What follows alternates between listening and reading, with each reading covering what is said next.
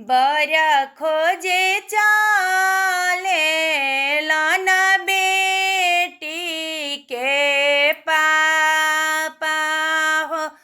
बेटी आर्य जले ले खाड़न, बेटी आर्य जले ले खाड़जी। मोतिये भरना भर खोजी हो पापा।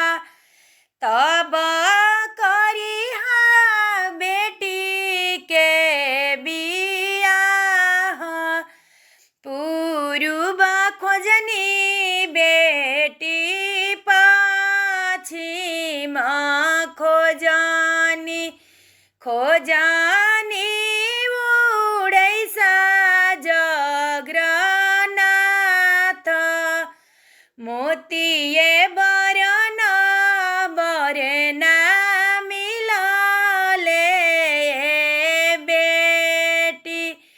अब बेटी रहलु कुमार, मोतिये बरन बरना मिलले बेटी।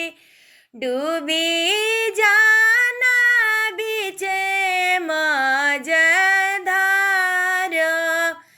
काहे के पापा से जिया लगवल।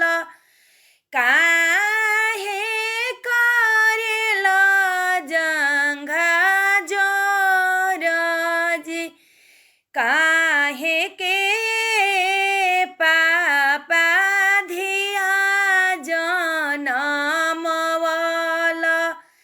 काहे कहेल डूबी जास, हंसत खेलत बेटी से जिया लगवनी। हंसत खेलत जंघा जोरजी, दुनिया सरीखे बेटी धिया जनमवनी।